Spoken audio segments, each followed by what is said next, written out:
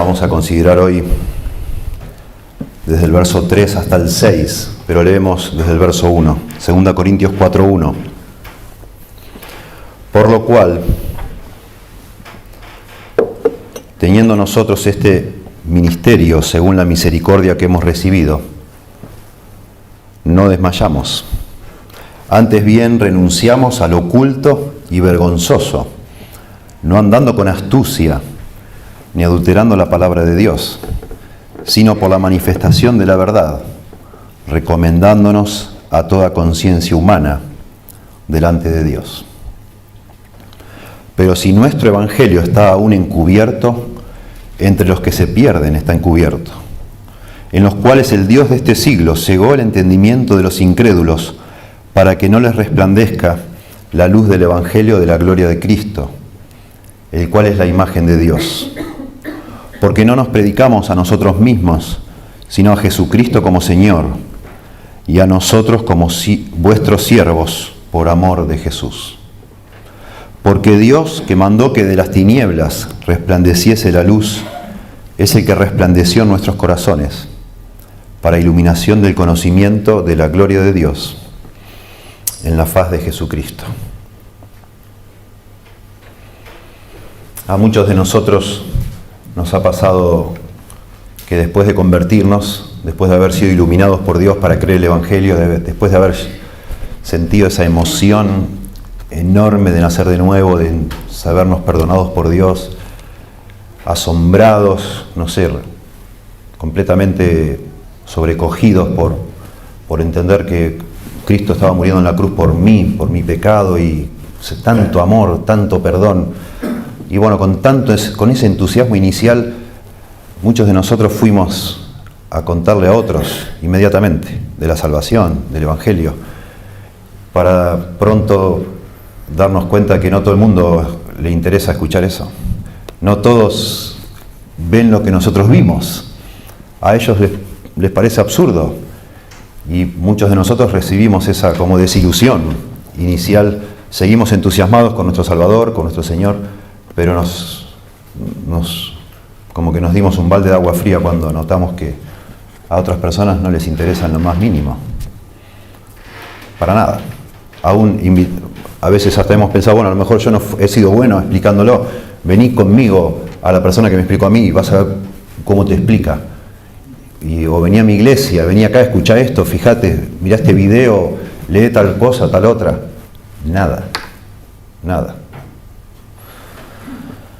Bueno, la porción que vamos a ver hoy tiene que ver con eso.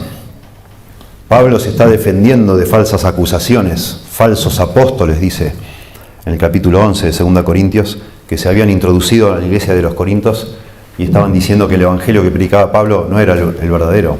Y una de las evidencias de que no era el verdadero es que no lo aceptaban muchas personas, al contrario.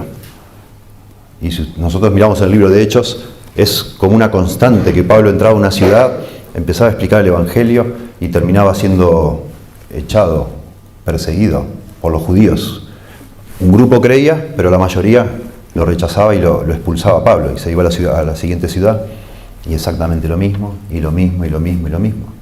Y vemos en el libro de Hechos como, por un lado, por supuesto, la iglesia floreció, se fundaron nuevas congregaciones a lo largo de todo el mundo antiguo, alrededor del Mediterráneo, pero también el evangelio que Pablo predicaba levantaba muchísima oposición, mucha oposición, especialmente de los judíos que leían la Biblia y que supuestamente creían y amaban a Dios y eran temerosos de Dios, no lo aceptaban. Y eso fue un argumento, por lo visto, para los falsos apóstoles, para decir el evangelio que predica Pablo no es el verdadero evangelio, si no, lo aceptarían todos. Y entonces acá Pablo va a explicar por qué razón, si el evangelio es tan glorioso, tan maravilloso, hay tanta gente que no lo acepta. ¿Por qué será? Y cuando nosotros consideramos las razones que da Pablo, a nosotros nos ayuda muchísimo, porque nos pasa lo mismo en la época en que vivimos. Y entender las razones que explica Pablo nos ayuda a nosotros también a entender lo que nos pasa a nosotros y sobre todo nos protege de querer cambiar el evangelio para que alguien lo acepte mejor. Porque esa es la tentación que todos sufrimos. Cuando explicamos el evangelio tal y cual es, a veces es rechazado. Y empezamos a sospechar que a lo mejor la razón es que, bueno, a lo mejor ha pasado de moda esto. Y tenemos que adaptarlo a la mentalidad de la época. Y tenemos que hablar menos del pecado, o quizás no había que hablar del pecado. A lo mejor hoy hay que hablar de, no sé, de la autoestima, yo qué sé. De algo que tenga más que ver con lo que las personas sienten y viven hoy. Porque nadie habla del pecado ya. Entonces le sacamos eso. Y así le vamos como recortando, buscando que las personas lo acepten más, porque un poco nos perturba que el Evangelio no sea aceptado. ¿Sí? Y al final, lamentablemente, lo que estoy diciendo es lo que hacen muchos. Nos quedamos sin Evangelio de Dios y sin salvación. Y probablemente logramos que las personas acepten lo que estamos enseñando, porque les suena lindo, les suena agradable, pero ya no se salva nadie con ese Evangelio. Por eso es muy importante que consideremos lo que acá Pablo nos quiere enseñar. Dice el pastor MacArthur en su comentario de 2 Corintios, dice: los falsos apóstoles lo acusaban a Pablo de ser ofensivo e ineficaz. Su predicación estaba distanciada o distanciando a la gente. Era, como dice en 1 Corintios, para los judíos ciertamente tropezadero y para los gentiles locura. Necesitaba, continúo leyendo de MacArthur, dice, necesitaba, según los falsos apóstoles, Pablo, un mejor plan de mercadeo para vencer la resistencia del consumidor. Hoy día tal forma de pensamiento prevalece en la iglesia. Los críticos contemporáneos están a favor de una técnica menos ofensiva y más sutil para presentar el Evangelio. Predicar sobre el pecado, el arrepentimiento, el juicio y el infierno está pasado de moda en la iglesia. Se procura que las iglesias sean más amigables, dicen así, con los que buscan, con el usuario. Los servicios de adoración dieron paso al entretenimiento, diseñado para hacer que los no creyentes se sientan cómodos y no amenazados. La idea es que entonces, si están cómodos, estarán dispuestos a considerar a Cristo. Y junto con eso está la idea herética, una herejía realmente, que realmente cualquier persona pueda responder al Evangelio. Todos los seres humanos tienen la habilidad para aceptar o rechazar el Evangelio. Y entonces la clave es la forma en que lo presentamos, la forma en que lo empaquetamos, digamos así.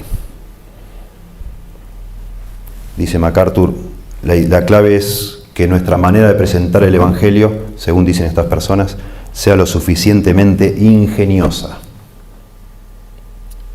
Tal perspectiva, termina diciendo, ve a los incrédulos como consumidores, para quienes el Evangelio debe estar empacado inteligentemente, de modo que se consuma o se concrete la venta, como si fuera un producto que vendemos. Bueno, por eso es tan relevante este pasaje, porque Pablo, para defenderse de esa acusación, va a hacer hincapié en que el problema no está en el Evangelio, el problema está en la persona que escucha el Evangelio. Y en el Dios de este siglo, dice acá, y aún en Dios mismo, si se quiere. Es la forma en que Dios estableció las cosas. Recibir el Evangelio no es un asunto intelectual, de habilidad intelectual, ni de habilidad comunicacional, digamos así, del que él explica, sino es un milagro de Dios. Que una persona reciba el Evangelio significa que Dios debe obrar en el momento que el Evangelio se está siendo escuchado, un milagro. No tiene que ver nada que ver con la comunicación, con la contextualización, con la diferencia de épocas o de estilos, con la habilidad del que habla, ni con el estudio que tenga el que lo escucha el Evangelio, o la educación que tenga. Nada que ver con nada de eso. Es todo obra de Dios que una persona abrace el Evangelio, lo acepte, lo reciba, se rinda a los pies de Cristo. Dios debe obrar un milagro. Y acá explica por qué, por lo menos da 3 razones. La primera razón que dice es que el entendimiento de los incrédulos está embotado. La segunda razón que da es que el Dios de este siglo, Satanás, ha cegado el entendimiento de los incrédulos. Y la tercera, clarísima, es que Dios Así como un día Dios dijo que sea la luz y creó este mundo, así Dios debe crear en cada uno de nosotros una nueva vida por pura gracia y soberanía de Dios, nada más. Eso es lo que es. Y es muy, muy importante que nosotros entendamos de qué se trata el Evangelio, de qué se trata el evangelismo, que llamamos nosotros, que es la forma en que compartimos el Evangelio. Si no, nos vamos a equivocar. Por supuesto que nos vamos a equivocar. Y es fundamental. Y algunos de ustedes me han hablado a mí en las últimas semanas o meses también, porque muchos de ustedes, por la gracia de Dios, están como apasionados de querer compartir con otros el Evangelio y me hablan de cómo lo hago, cuál será la forma más eficiente, qué técnica es la que mejor podemos usar, cómo le digo, cómo empiezo, cómo termino, cuál es la mejor forma de acercarse a una persona que piensa de tal o cual forma, o que practicaba tal o cual religión antes, o que es estudioso, o que lee muchos libros, o qué. ¿Cómo le decís a uno que se la pasa leyendo libros? ¿Cómo lo adaptás el Evangelio a eso en vez de a uno que no lee nada y no sabe nada? ¿Cómo le explico a alguien que antes venía de una secta, etcétera, etcétera? Como si la clave fuera todo la forma, la técnica que utilizamos para hablarle a otro de Cristo. Bueno, Pablo nos tiene grandes lecciones para nosotros aquí. Y enseguida llama algo la atención cuando leemos esta porción que hemos leído, es que está conectado con el capítulo 3 y aún con el capítulo 2, porque hay palabras que se usan todo el tiempo, como palabras claves, que nos dan a nosotros la pista de que no ha dejado de hablar del asunto que hablaba en capítulo 3 del antiguo pacto y del nuevo pacto. Una de esas palabras claves es la palabra gloria. Si ustedes se fijaron acá, en los versículos que leímos, del 3 al 6, sigue hablando de la gloria, la gloria, la gloria. Y también, si bien está traducido en nuestra versión, la palabra encubierto es la misma palabra de velado que usa en el capítulo 3. Dice capítulo 4, verso 3, pero si nuestro evangelio está encubierto, velado, la misma palabra, entre los que se pierden está velado, en los cuales el Dios de este siglo cegó el entendimiento de los incrédulos para que no les resplandezca la luz del evangelio de la gloria de Cristo, el cual es la imagen de Dios. Y después, si ustedes siguen leyendo, noten ustedes capítulo 4, verso 6, porque Dios, que mandó que de las tinieblas resplandeciese la luz, es el que resplandeció en nuestros corazones para la iluminación del conocimiento, de nuevo, de la gloria de Dios. Pablo venía diciendo en el capítulo 3 que este nuevo pacto, que es el Espíritu Santo el que opera en las personas, está lleno de gloria, pero de una gloria superior al del antiguo pacto y de una gloria permanente. Y explicaba que en el antiguo pacto Moisés tuvo que usar un velo para que la gloria que él reflejaba en su cara no afectara a los demás. Pero al final esa gloria se desvaneció, dice Pablo. Y Pablo sigue con el asunto del velo y dice, pero el velo fue puesto en el corazón de cada persona y no podían entender, y hasta el día de hoy no pueden entender las Escrituras. Pero todo había comenzado en el capítulo 2. Noten ustedes, por favor, capítulo 2, verso 14 dice, mas a Dios gracias, el cual nos lleva siempre en triunfo en Cristo Jesús, ya lo hemos explicado eso, y agrega Pablo, y por medio de nosotros, dice Pablo, los creyentes, manifiesta en todo lugar el olor de su conocimiento. Y usa una analogía Pablo, dice que Dios a través de un convertido, verdadero convertido cristiano, manifiesta a otros el olor del conocimiento de Dios. Cosa extraña, ¿qué es eso del olor del conocimiento?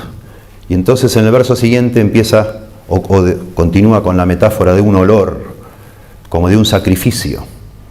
El sacrificio, por supuesto, implicaba la muerte de un animal, pero ese olor, y después de sacrificado el animal, se encendía, se prendía fuego, y ese holocausto, el olor de ese holocausto agradaba a Dios, complacía a Dios según las instrucciones del Antiguo Testamento. Y dice Pablo, verso 15, porque para Dios somos grato olor de Cristo en los que se salvan y en los que se pierden. Tanto los que se salvan como los que se pierden, al vernos a nosotros, nosotros manifestando el conocimiento de Dios, perciben un olor, el olor del conocimiento de Cristo, el olor de Cristo. Ahora, que personas perciban el olor de Cristo en nuestra vida va a ser distintas reacciones. Todos lo perciben, dice acá. Los creyentes, dice el verso 16, ese olor es para vida. Y los incrédulos, empieza con los incrédulos, es para muerte. Dice a estos, a los incrédulos, a los que se pierden, ciertamente olor de muerte, para muerte. Y a aquellos, los que se salvan, olor de vida, para vida. Y ahora retoma, y por eso cito esto, retoma esa frase, a los que se pierden, dice acá. Verso 16, o bueno, 15 al final, los que se pierden. Y el texto que estamos considerando dice, capítulo 4, verso 3, pero si nuestro evangelio está encubierto, entre los que se pierden está encubierto. Y Pablo va a explicar por qué es que hay personas que rechazan, que viendo lo mismo que vemos nosotros y a nosotros nos es para vida, para ellos es para muerte. Es algo completamente repulsivo, ofensivo, molesto, agresivo, provocativo. Es decir, pará, no me hables de eso.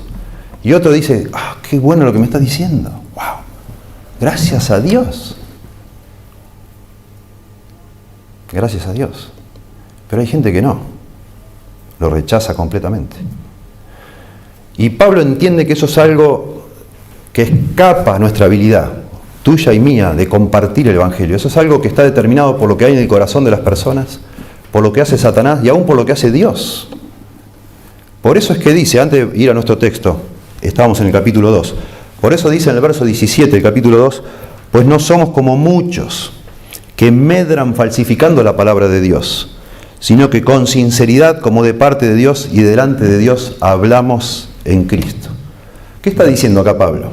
Lo mismo que va a decir en el capítulo 4, que siendo que las cosas no dependen de la forma en que yo hablo, de la manera, de mi habilidad, de mi astucia, de mi inteligencia, de mi viveza para presentar las cosas de una manera atractiva, entonces no usamos ninguna de esas estrategias, digamos así, sino que tratamos de ser fieles al mensaje del Evangelio, porque necesitamos que Dios actúe.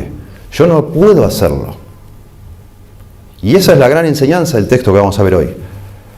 Siendo que es como es el Evangelio, que es poder de Dios para salvación, pero que las personas, digamos así, que ese poder actúe en las personas no depende de mi habilidad para hablar, entonces yo me debo preocupar por hablar no de manera hábil, no de manera inteligente o piola, como decimos nosotros, sino de manera precisa, correcta, sinceramente, sin usar truquitos humanos.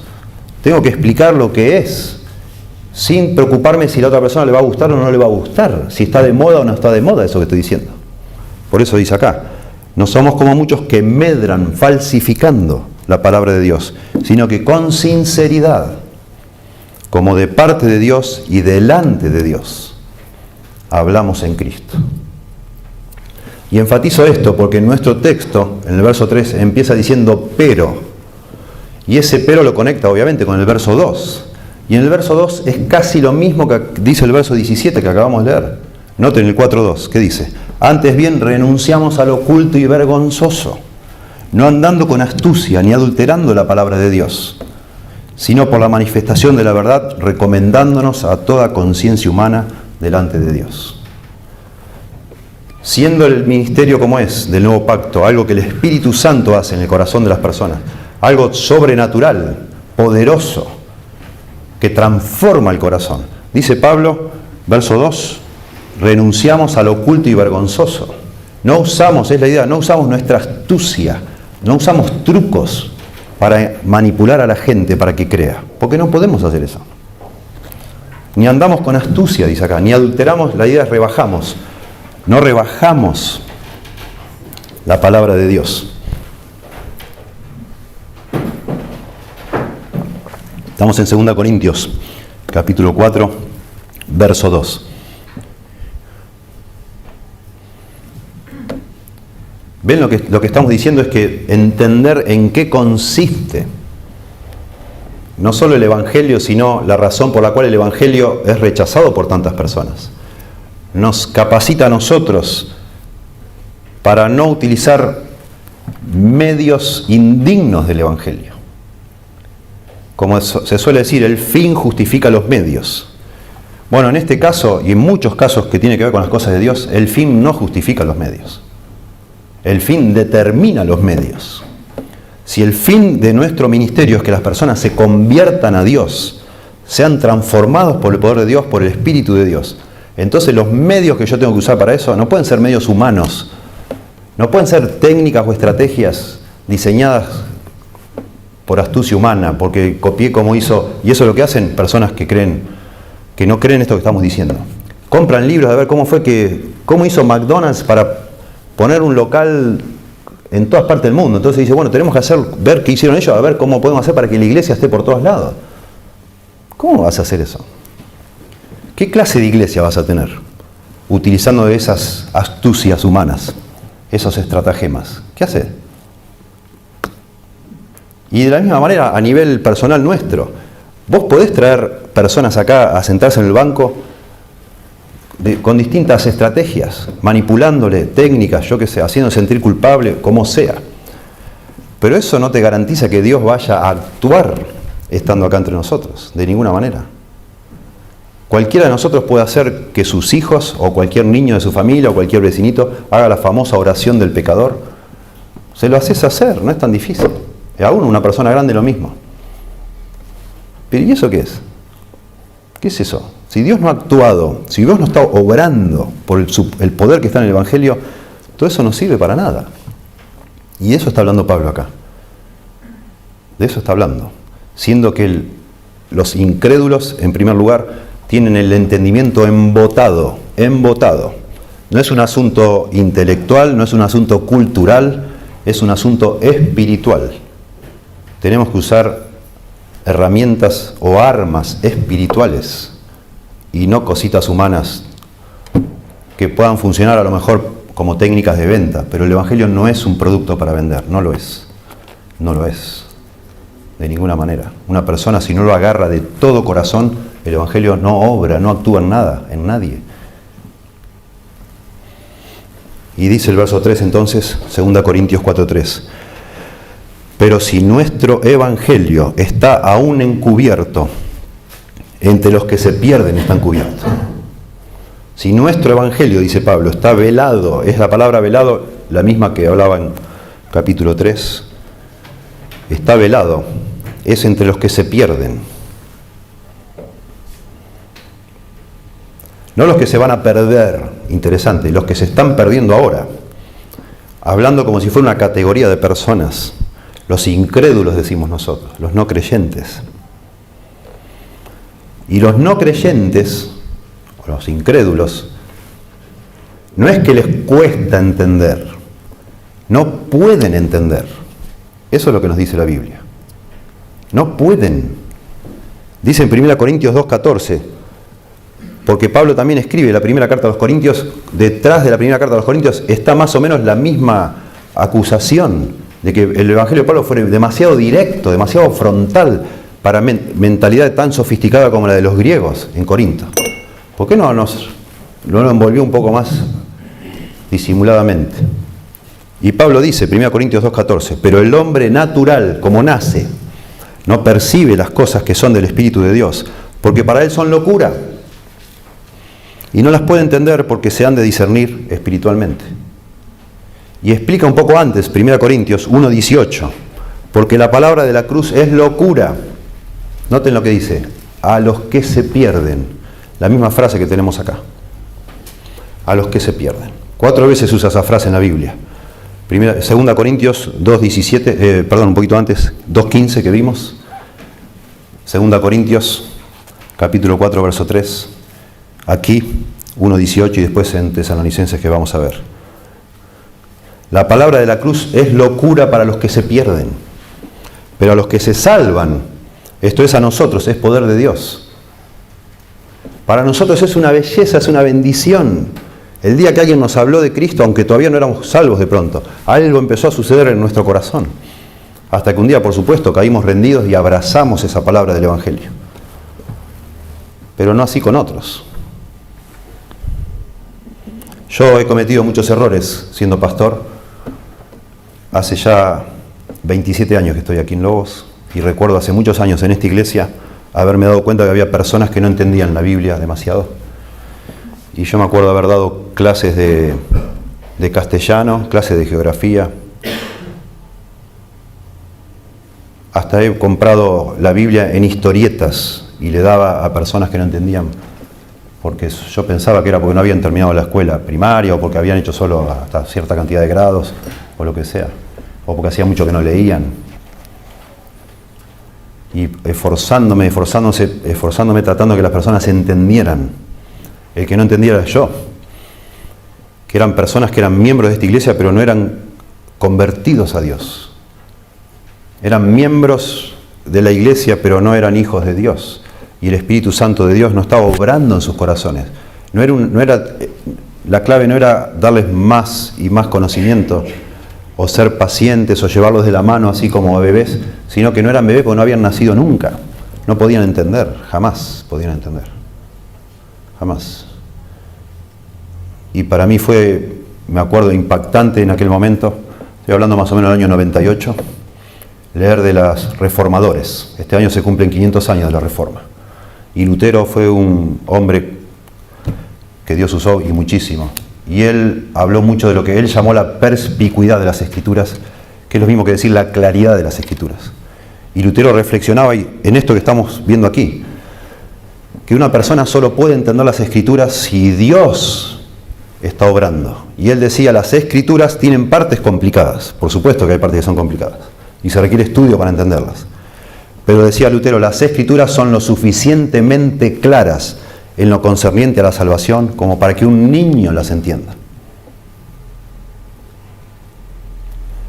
Las Escrituras mismas, porque son la palabra de Dios, tienen la capacidad de explicarse solas para salvar a alguien si es que Dios quiere salvar a esa persona. Ese es el punto. Y vamos a llegar a esa conclusión, pero eso es muy importante entenderlo. Es Dios que debe obrar, y no es nosotros que tenemos que machacar y machacar y machacar, y insistir y buscar y visitar, y acá, y dale, por favor, y dale. No hay caso, porque no es un tema otra vez, no es un tema intelectual, no es un tema cultural, es espiritual, clarísimo, es espiritual.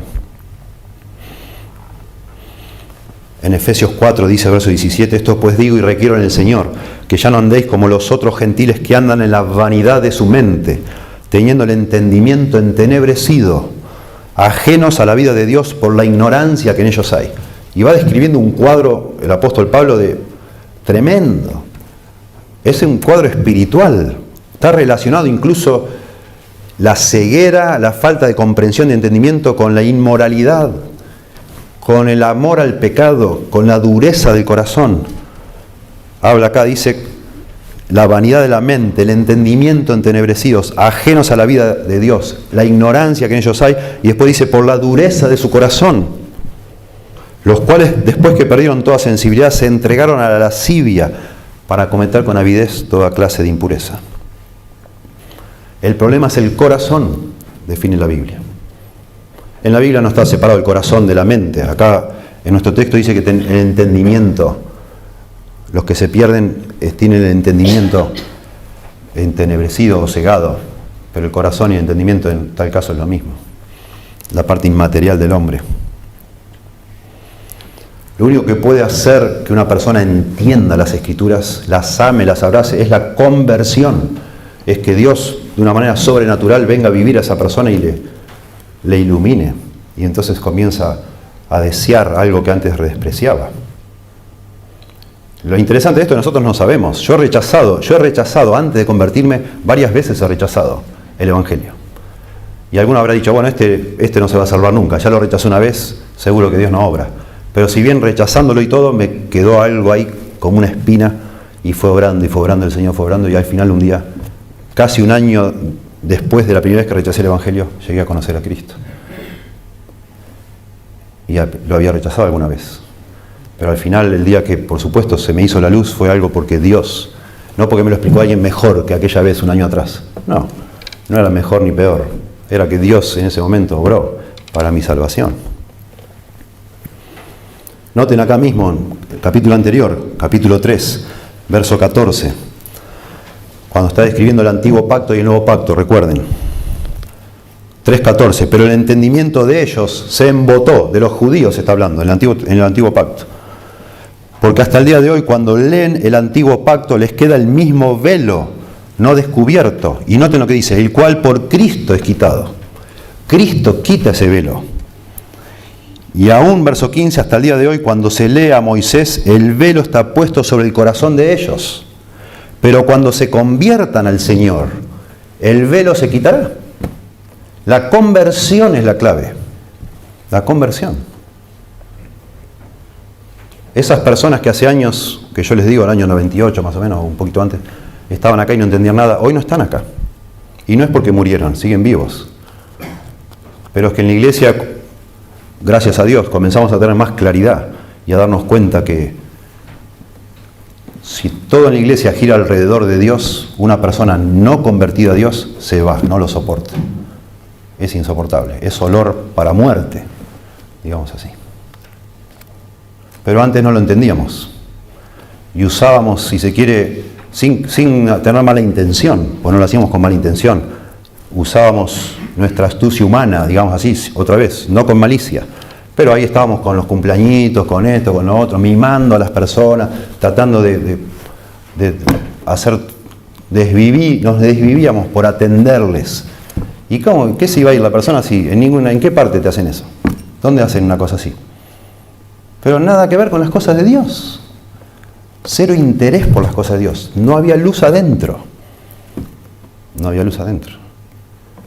¿Y qué significa eso? ¿Que no los queremos a esas personas? Por supuesto que sí. De solo pensar en ellos se nos derrite el corazón. Pero si Dios no les quita el velo, no hay nada que podamos hacer nosotros para que se les caiga, lamentablemente. Y usted lo debe saber también, porque yo me imagino, no estoy hablando de nuevos creyentes, muchos de ustedes hace años que conocen al Señor y han querido que otras personas que ustedes aman y quieren mucho también conozcan al Señor. Y por un tiempo parecía que lo conocían al Señor. Y usted estaba feliz, pero empezó usted a ver que no, nunca se habían entregado al Señor. ¿Verdad? Y así es. Así que el Evangelio es glorioso. Pero que sea glorioso no quiere decir que todo el mundo va a quedar rendido ante el Evangelio. Hay gente que lo rechaza. Pero que gente lo rechace no significa que sea menos glorioso el Evangelio. Así como el sol es brillante, maravilloso nuestro sol, y hay gente que no lo puede ver, es ciega. Pero que un ciego no pueda ver el sol no le quita ningún tipo de brillantez al sol. El Evangelio es glorioso, lo es. Claro que sí, va a ser el tema de toda nuestra alabanza en el cielo por toda la eternidad. El Evangelio, los ángeles. Cuando Jesucristo nació allá en Belén, los ángeles se iluminó el cielo y no lo podían creer. Gloria a Dios en las alturas. Estaban, pero hasta el día de hoy los ángeles, debe estar de día en día celebrando el Evangelio porque es algo asombroso, es glorioso. Pero hay gente que no puede percibir esa gloria, lamentablemente. Y eso es lo que está acá diciendo Pablo. Clarísimo. Solo el nuevo nacimiento, el recibir de parte de Dios una nueva vida hace que una persona pueda disfrutar lo que en este momento no pueda. Si nosotros hacemos hincapié en otros aspectos, le vamos a errar y vamos a terminar torciendo el Evangelio para peor, es algo muy grave en la Biblia, ¿sí?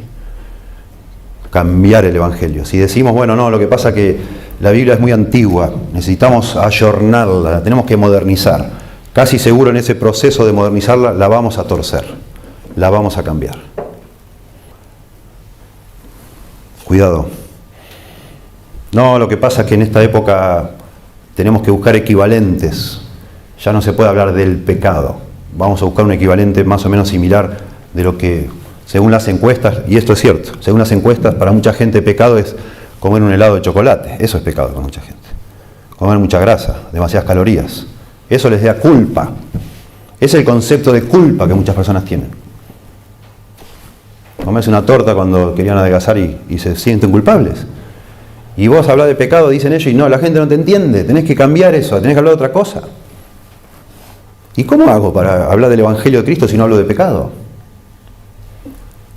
Y las personas, lo peor de todo, las personas que van cambiando eso, les empieza a ir bárbaro en un sentido humano. Y se tienen que mudar y alquilan galpones enormes y tienen auditorios con miles y miles de oyentes. Y entonces otros que miran eso dicen, wow, tenía razón esta persona, mirá cómo lo bendice Dios. Eran 200 gatos locos y ahora son 3.500. Y yo acá tengo que hacer lo mismo, a ver cómo hizo. Y vamos a la librería cristiana y compramos el libro y adaptamos y copiamos todo lo que hicieron para tener éxito. ¿Cuál éxito? ¿Cuántas de esas personas que están escuchando toda esa predicación de autoayuda y de la prosperidad o de la sanidad o lo que sea, que no sea el Evangelio, cuántos de ellos son salvos? No sé. Siempre me consuelo pensando que algunos hay salvos ahí. Ojalá que sí, Dios solo sabe. Pero no podemos cambiar el Evangelio para que sea aceptable y a la misma vez pretender que ese Evangelio produzca cambios en las personas, transforme las vidas, haga nacer de nuevo, salve. No se puede. Es lo que dice Pablo, por eso él de ninguna manera cedía a esa presión.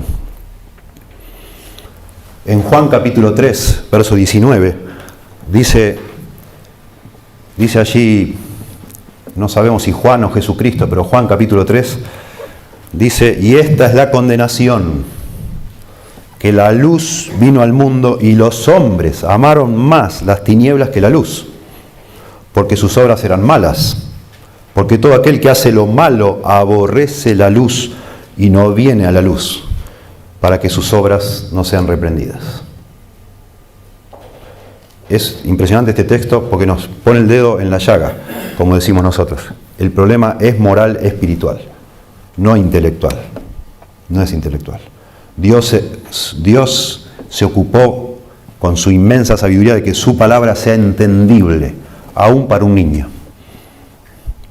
No se trata de ir a estudiar o leer un montón de libros para entonces poder entender el Evangelio.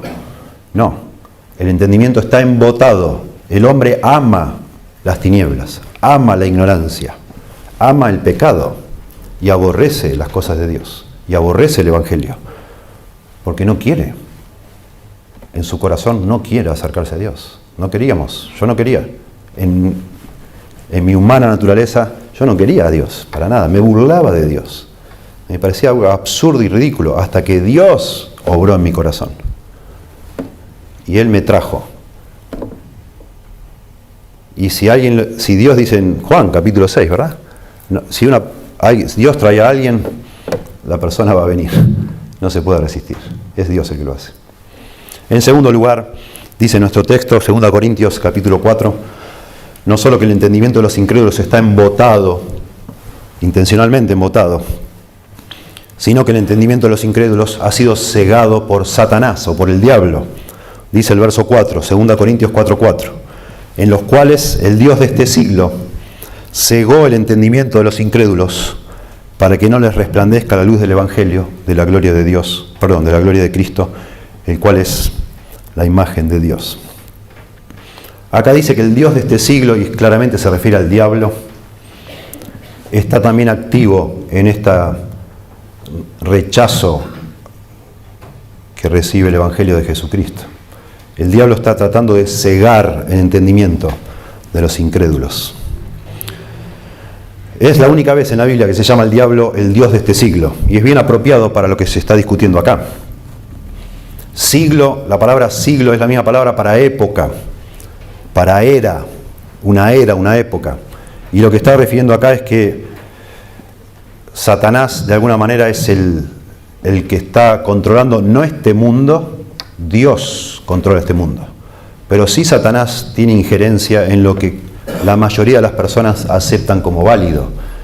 Satanás crea una cultura, digamos así, una opinión general, un sistema de pensamiento, lo que está de moda. Satanás está detrás de lo que está de moda, por supuesto. Y eso es el Dios de este siglo, a eso se refiere. Lo que la mayoría de la gente piensa. No sé si ustedes notaron, pero estamos en una época donde parece que cada cosa que Dios con claridad habló, cada una de esas cosas está puesta en tela de juicio. Ya los hombres y las mujeres, la famosa identidad de género se está cuestionando. El matrimonio se cuestiona. La sexualidad se cuestiona. Todo se cuestiona. Pegarle a un niño, castigar a un niño, ni loco, estás loco. El pecado, una barbaridad. Cualquier cosa que Dios dijo esto es así, la cultura en la cual vivimos, el siglo en el que vivimos, dice que es exactamente opuesto. Y se enojan tremendamente de solo que alguien solo se atreva a decir, no, pero la Biblia dice, ¿qué me importa a mí la Biblia? La Biblia no dice nada, no me importa a mí la Biblia, eso ya está, ya pasó de moda. Y todo el sistema de este mundo, de alguna manera, está orquestado por Satanás para distraer a las personas del Evangelio, para que el Evangelio no brille, no ilumine las mentes de las personas. Es como todo es distractivo, es como una anestesia preparada por el mismo diablo para que las personas se opongan a eso. El diablo está detrás de todos los sistemas filosóficos, psicológicos, educativos, sociológicos, éticos, económicos del mundo. Tremendo. Aún el trabajo, la cultura del trabajo. Yo no puedo creer, hace 2 semanas estuve en Chile, me dicen, es exactamente igual que acá. Nadie quiere trabajar. Y lo mismo el sistema de las cárceles. Entra una persona y defienden al que robó, lo defienden más que a la víctima. Y vos decís, ¿cómo? ¿De dónde salen esas ideas? Es obvio que de la Biblia no salen. Lógico. Y cualquiera que dice lo que la Biblia dice, pero vos sos un reaccionario, sos un nazi, sos un no sé qué. El sistema de este mundo. Yo siempre lo hablo con mi esposa, porque cada semana escuchamos de un niño abusado, cada semana de barbaridades, y nunca vas a ver una persona en un noticiero diciendo, se nos está yendo la mano con la pornografía, paremos de ver pornografía. ¿Qué van a decir? Si eso es el mismo diablo que está proponiéndolo. Ni loco van a decir eso.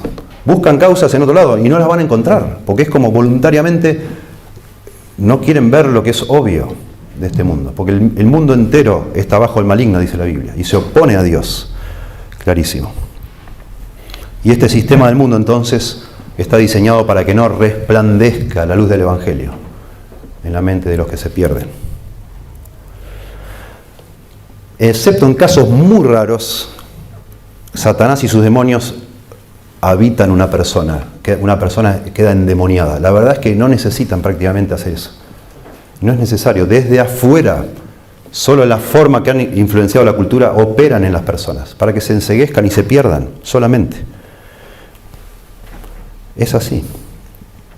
Dice allá en Efesios 2, dice que, ¿se acuerdan cuando hablaba que estábamos muertos en delitos y pecados? Dice, siguiendo la corriente de este mundo, conforme al príncipe de la potestad del aire, el espíritu que ahora opera en los hijos de desobediencia, viviendo en otro tiempo en los deseos de la carne, haciendo la voluntad de la carne y de los pensamientos, y éramos por naturaleza, dice Pablo, hijos de ira, lo mismo que los demás.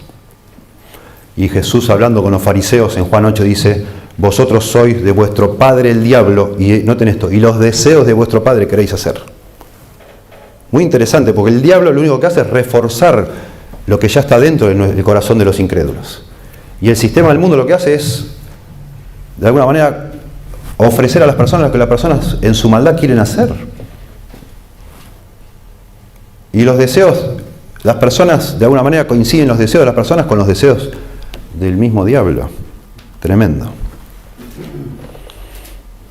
Y eso es lo que hace el diablo, y eso es lo que hace el mundo, es como fomentar lo que las personas ya en su corazón tienen inclinación a hacer. El delito, el odio, la amargura, la ira, injusticias, inmoralidad, conflictos entre naciones, entre individuos, etc.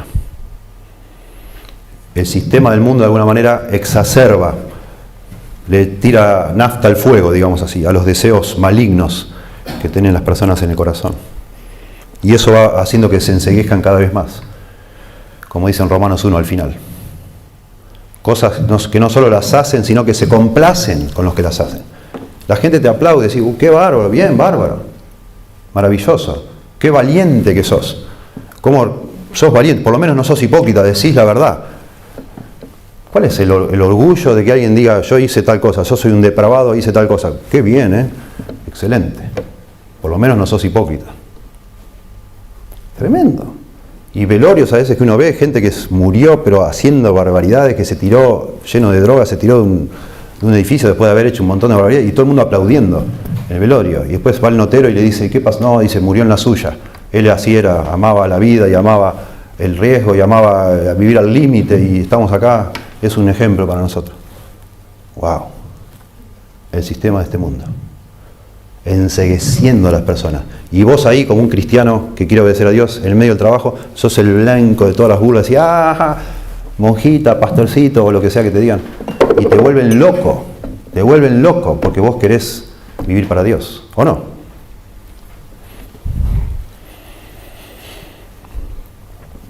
Interesante que dice que cegó el entendimiento. Satanás cegó el entendimiento de los incrédulos para que no les resplandezca la luz del Evangelio.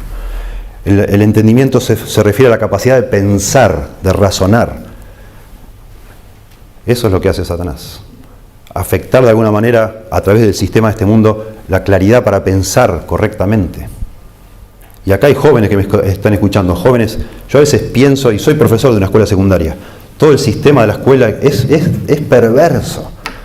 Que el Señor les ayude y debemos orar por nuestros jóvenes. Porque es muy difícil, aparte de la edad, en la edad de tu juventud, es muy difícil caminar contra la corriente.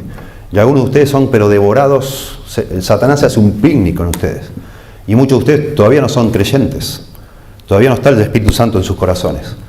Y eso significa que en realidad te va a gustar más lo que te propone el diablo que lo que te propone Dios mismo. Tené mucho cuidado, no te creas sabio en tu propia opinión. Tené mucho cuidado. Es todo cartón pintado, es toda una burla. Es toda una burla. El diablo lo único que quiere verte es en el infierno, perdido, para siempre. Y te está ofreciendo un montón de supuestos placeres que no son placeres, son estupideces. No hay nada más lindo que vivir como Dios dice. Esperar para casarte con la persona realmente que te ame, que te respete. No tener sexo hasta que Dios lo determine, que es dentro del matrimonio. Y vivir haciendo lo que Dios dice. Eso es hermoso, hermoso. La Biblia dice, el camino de los transgresores es duro. Y el diablo dice, como dice allá en Proverbios, la sabiduría diabólica de este mundo dice, vení, el pan comido en oculto es dulce. Mentira, no es dulce, es lo más amargo que hay. Es una desgracia humana, meterte en drogas, en sexo ilícito, pornografía, cualquiera de estas cosas, alcohol. Hablo con mis alumnos, uno solo no va a bailar. Y me digo, ¿por qué no vas? Me dice, no, porque me gusta el fútbol. ¿Y qué tiene? Yo me hago el que no me interesa. Y no, dice, si no te alcoholizás, te vuelven loco. Le digo, no te alcoholices. Me dice, no se puede. ¿Cómo que no se puede? No. Y yo prefiero no ir porque ahí ya he probado, dice, me enloquecen. Si no te emborrachás, sos un tarado. No la pasan bien ahí adentro. Es una miseria humana todo. Pero el diablo sigue a través de eso atrayendo personas. Y una vez que las atrapa, las descarta como algo que no sirve más. Ya una vez que te destruyó, ya está. Al que sigue, así es. Bueno, me fui un poco. Porque sí, me fui porque mi corazón de verdad, oro por algunos de ustedes. Oro y mucho, y me preocupa. Porque otra vez, hace casi 30 años estoy acá, y he visto jóvenes que un día estuvieron acá y parecía que iban a ser unas hermosas mujeres de Dios o hombres de Dios, y no lo fueron nunca. No lo fueron. Tristísimo. Cuando yo llegué a esta iglesia, un muchacho de 13 años era el sonidista y se ahorcó en una pizzería en La Plata. Hasta el día de hoy lo pienso, no puedo creer. Estuvo acá escuchando el Evangelio, su familia y él todo, y el diablo se lo llevó. El sistema de este mundo, tratando de, otra vez, de buscar a quién devorar, el diablo. Por favor, chicos. Bueno, que el Señor, tiene que ser el Señor, por supuesto, que el Señor obre. Pero es lo que, así esta misma actitud que de corazón manifiesto es lo que nos pasa, ¿no? Querés salvar a alguien, no podemos salvar a nadie, porque el entendimiento de los incrédulos está embotado y porque el Dios de este siglo ha cegado ese entendimiento y los trata de que no les resplandezca la luz del Evangelio. Y en medio de esta discusión Pablo hace como una especie de explicación de lo que es el Evangelio y lo que debe ser el verdadero evangelismo. Y esto es precioso, noten. Dice, del Evangelio de la gloria de Cristo, el cual es la imagen de Dios. Dice que el Evangelio es el Evangelio de la gloria de Cristo, el cual es la imagen de Dios. Y me encanta que defina el Evangelio, en otras partes lo define de otra forma, Pero me encanta que diga que el Evangelio es el Evangelio de la gloria de Cristo, porque venía discutiendo de la gloria del Antiguo Pacto, la gloria del Nuevo Pacto, etc. Pero eso es lo que es el Evangelio, es Cristo. Cuando uno recibe el Evangelio, no recibe un ticket, un boleto para entrar al cielo, recibe a Cristo, al autor de la vida, al mismo Dios. Por eso dice cuál es la imagen de Dios. En la época de Pablo la imagen es lo mismo. Es exactamente, así se entendía esa palabra, es exactamente lo mismo. No es una copia trucha, digamos, de algo, es lo mismo que Dios. Gracias a que vino un día Cristo pudimos ver mucho más claro de cómo es Dios. A Dios nadie lo ha visto jamás, dice Juan, pero el unigénito Hijo del Padre, Él le ha dado a conocer. Y entonces entendimos que Dios es amoroso, que es misericordioso, que nos ama tanto al punto de morir en una cruz. Dios mismo, el que me ha visto a mí, dijo Jesús, ha visto al Padre. Y haber visto a Jesús y verlo con los ojos de nuestra mente colgado en una cruz, nos habla y mucho de lo que es Dios. Es glorioso eso. ¿Quién jamás hubiera pensado que el Creador de todo el universo iba a venir a morir por personas miserables como nosotros? Por eso los ángeles cantaron asombrados cuando nació Jesús. Ni sabemos lo que pasó cuando murió, no sabemos. Pero ahora que entienden todo, los ángeles no lo pueden ni creer porque es glorioso. El Evangelio es glorioso, es único, es incomparable. Y eso es lo que dice Pablo, que él predica el Evangelio de Dios. Y a ese Evangelio el Satanás está tratando de desviarnos. A propósito, con riesgo de que nos dé el tiempo, pero a propósito, dije que iba a mencionar la cuarta ocasión de la frase, los que se pierden. Y es interesante, para reforzar el punto anterior, de que el Dios de este siglo ha cegado el entendimiento de los incrédulos, para que nadie vaya a pensar que Satanás tiene tanto poder como Dios, o que a Dios se le ha escapado de las manos este mundo, y como que Dios, pobre Dios, dicen personas que no entienden nada de la Biblia. Dios quiere que todo el mundo se salve y Satanás no lo deja, pobre Dios. No. Dios usa a Satanás como un sirviente.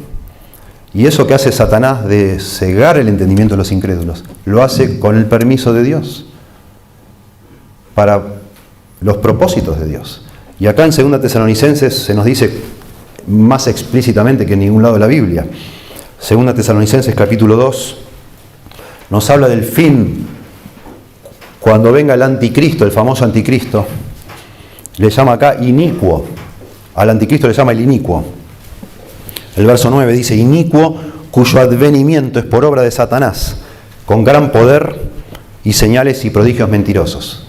Coincidiendo con otras profecías que hablan del fin del mundo, que va a haber alguien, un gobernante mundial, un anticristo que va a tener la capacidad de engañar a las personas por medio de portentos, de milagros, de señales. Y noten esto, el verso 10, y con todo engaño de iniquidad, para los que se pierden, la misma frase, para los que se pierden, por cuanto no recibieron el amor de la verdad para ser salvos. Por esto Dios, noten que acá dice Dios, antes había dicho que era por poder de Satanás, por esto Dios les envía un poder engañoso, para que crean la mentira, a fin de que sean condenados todos los que no creyeron a la verdad, sino que se complacieron en la injusticia.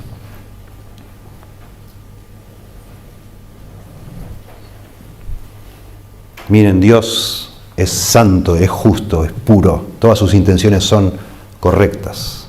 Dios ha determinado, escuchen lo que digo, reforzar la intención malvada de los incrédulos de darle la espalda a Dios, enviándoles un poder que los engañe. Y Dios no jamás es el autor del pecado.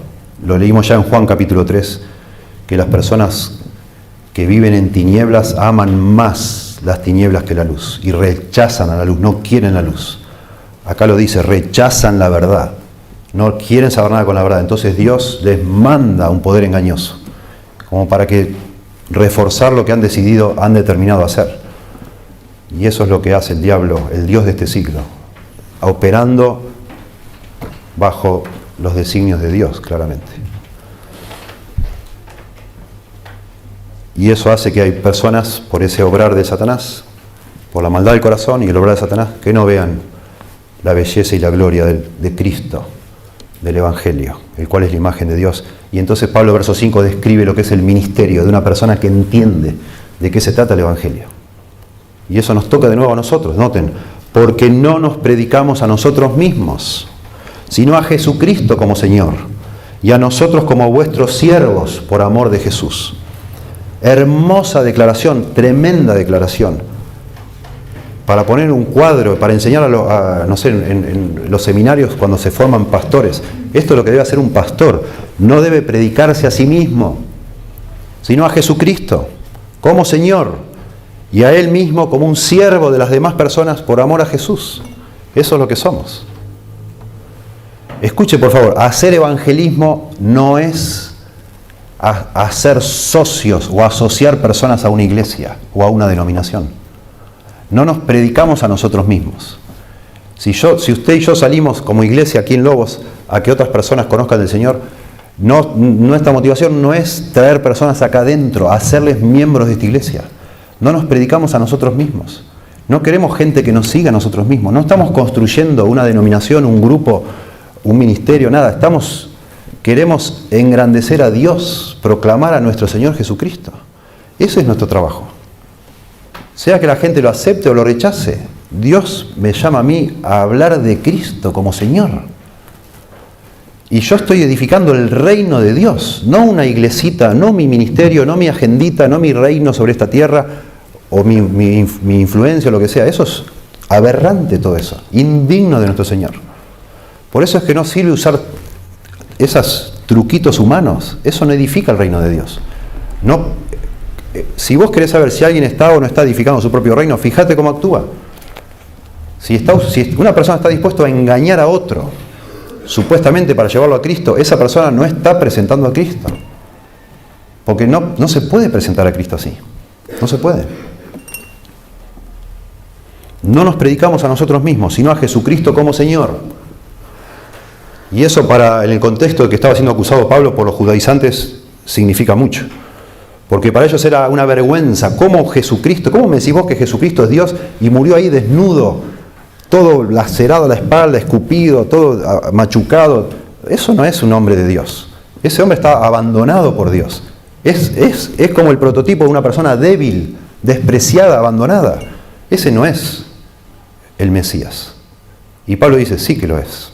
Nosotros predicamos a Jesucristo como Señor, Dios hecho hombre, que por supuesto sufrió como sufrió, pero al tercer día resucitó. Y no sufrió como una víctima, sino que Él se entregó voluntariamente para morir. Porque Él es el Señor de todo, el autor de la vida. Como predica Pedro en el primer sermón allá en Hechos. Por eso Pedro dice, a este Dios le hizo Señor y Dios. ¿Sí? Porque Él es el Señor. Y eso es lo que está diciendo acá Pablo.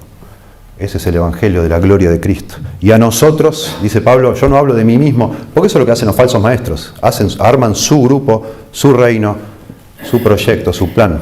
No nos predicamos a nosotros mismos, sino a Cristo. Y nosotros como siervos, no tenemos lo que dice, siervos de ustedes, de los creyentes de Corinto, por amor de Jesús.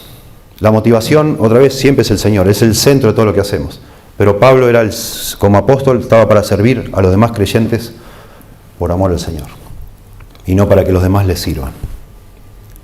Qué contraste, ¿no?, de lo que es el cristianismo evangélico hoy, con estas personas que se presentan como grandes señores y les gusta hacerse llamar apóstoles, obispo, qué sé yo, patriarca y no sé qué más, y se andan de nuevo con el mismo truco de siempre, seduciendo a las personas, haciéndoles creer que ellos andan en autos caros y usan anillos y usan cosas carísimas porque un hijo del rey tiene que hacer así.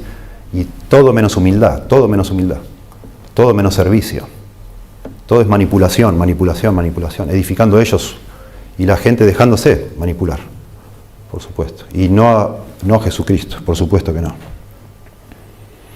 Un ministerio verdadero es un ministerio que exalta a Cristo, que busca la gloria de Cristo y que el que lo hace el ministerio está al servicio de la iglesia del Señor Jesucristo, por amor a Cristo. Eso es lo que es.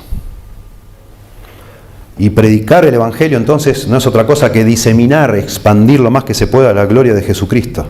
No la exaltación de una iglesia, de una denominación, de idear, de IBI o lo que sea, eso no interesa, lo más mínimo. O de lo que sea, que se te ocurra. Queremos que Cristo sea, la gloria de Cristo que sea la que se extiende y se expande. Eso es lo que queremos. Y finalmente, habíamos dicho, recibir el Evangelio no es un asunto de habilidad intelectual ni de habilidad comunicacional, sino un milagro de la gracia de Dios. Porque el entendimiento de los incrédulos está embotado. En segundo lugar, porque el entendimiento de los incrédulos ha sido cegado por Satanás. Y en tercer lugar, porque el entendimiento de los incrédulos debe ser iluminado milagrosamente por Dios. Versículo 6.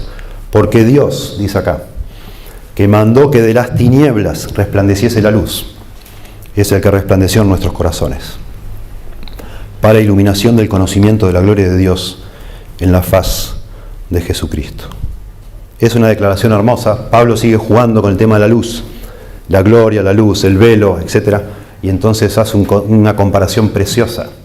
Así como un día Dios en Génesis 1 dijo, sea la luz, y fue la luz, y Él hizo lo que quiso, soberanamente, y mandó que todo sea creado, así Dios es el que debe mandar que una persona que está ciega, que tiene el entendimiento embotado, pueda creer y nazca de nuevo, viva, se convierta, sea regenerado, como se dice en otras partes. La redención, la salvación de una persona es una obra soberana de Dios, de la misma manera que la creación. Así es. Por eso Pablo dice un poquito más adelante, si alguno está en Cristo, nueva criatura es. Las cosas viejas pasaron y aquí todas son hechas nuevas. Cuando te venís a los pies de Cristo y crees en el Evangelio, Dios te rehace otra vez, con el mismo poder que hizo la creación, que hizo todo, cuando dijo sea la luz y fue la luz. Precioso. Y Dios usa la palabra de Dios para hacer eso. Él nos hizo nacer, dice, no de una simiente corruptible, dice allá, en 1 Pedro 1:23 y en Santiago 1:18, sino por la palabra de Dios que vive y permanece para siempre. La palabra de Dios implantada es la que nos hizo nacer. Dios usó su palabra, su evangelio, para traernos a la vida. Precioso, maravilloso. Dios lo debe hacer. Y eso lo vemos en todas partes. Por eso la vendedora de púrpura, ¿se acuerdan allá en Filipos? Dios abrió su corazón para que entendiese las Escrituras. Dios obró milagrosamente. Dios concedió en otra parte el arrepentimiento. Al final de Hechos 10 dice, de manera que Dios ha concedido también el arrepentimiento a los gentiles para salvación. Dios lo concede, Dios obra. Por eso dice que el hombre de Dios no debe ser contencioso, sino amable para con todos, por si quizás Dios les conceda que se arrepientan y escapen del lazo del diablo en el cual están presos a voluntad de Él. Dios es el que debe obrar soberanamente, para que alguien entienda. Y eso afecta la manera que yo hago el evangelismo. Eso afecta la manera que comparto, la manera que hacemos todo en el ministerio. Queremos exaltar a Dios, que Dios sea el centro, que Dios se lleve todas las palmas, que se lleve todos los honores, porque es la única manera que yo tengo garantía que Dios va a obrar. Dios no está a mi servicio. Dios no se va a poner al servicio nuestro para edificar nuestro sueño de tener acá cierta cantidad de personas, por decir. No, nosotros nos ponemos al servicio de Dios, para que Dios sea engrandecido, y entonces si Él quiere, porque Él solo sabe, Él ha determinado quién obre milagrosamente para salvar a las personas. Así debe ser.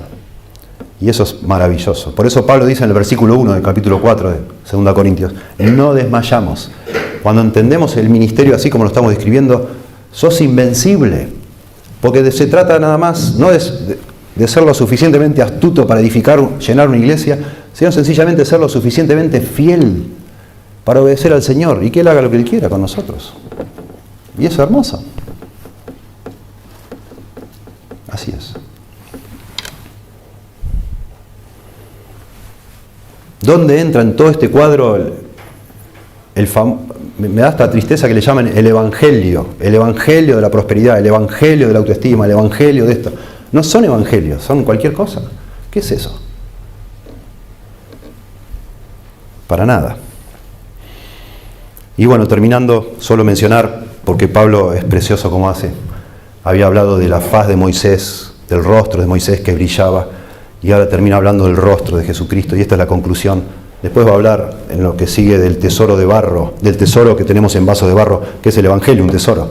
Pero termina acá diciendo, para iluminación del conocimiento de la gloria de Dios en la faz de Jesucristo. Él había hablado de la faz de Moisés, que tenía que usar un velo, pero esa gloria, ese brillo en el rostro de Moisés se fue desvaneciendo al pasar el tiempo. pero ahora habla de Jesucristo. Y nosotros, en la faz de Jesucristo, siguiendo con esa analogía, veríamos siempre la gloria de Dios, porque Él es Dios hecho hombre, por supuesto. Y eso es eterno, digamos. Y conocer el Evangelio es venir a Cristo, es tener a Cristo y es ser inundado por Cristo, Cristo viniendo a vivir a nuestro corazón, recibir el Espíritu Santo, la tercera persona de la Trinidad, y ser nosotros también luz en este mundo, a partir de esa luz que recibimos. El que cree en mí no estará más en tinieblas, dice el Señor. Yo soy la luz del mundo y vosotros sois luz en el mundo por estar conmigo, claramente. Así alumbre vuestra luz, dice el Señor Jesucristo, hablando de los creyentes. Porque de alguna manera, por ser creyentes, nosotros comenzamos de la misma forma, por ser parte de este nuevo pacto, que es tan maravilloso, comenzamos a brillar para la gloria de Dios en donde sea que vivamos. Y terminando, solo decir, pensando ahora en la Santa Cena, qué maravilloso de pensar que nuestra salvación comienza mirando a Cristo, porque es así, mirándolo a Cristo, Él es el único que nos puede salvar. Acá dice, para iluminación del conocimiento de la gloria de Dios en la faz de Jesucristo, hablando de nuestra conversión. También miramos a Cristo para nuestra santificación. Allá en el capítulo 3, verso 18, decía, mirando a cara descubierta como en un espejo la gloria del Señor, somos transformados. Y al final se nos revela en la Biblia que en el cielo, ya glorificados, el centro del cielo va a ser Jesucristo, el Cordero inmolado. Y nosotros estaremos mirándolo a Jesucristo por toda la eternidad. Precioso, ¿no? Nuestra vida comenzó, fuimos regenerados mirándolo a Cristo, esa mirada de fe. Continúa la santificación mirándolo a Cristo y seremos glorificados y gozosos en el cielo, completamente satisfechos y llenos, mirándolo a Cristo. Cristo es el centro de todo. Qué maravilla, ¿no?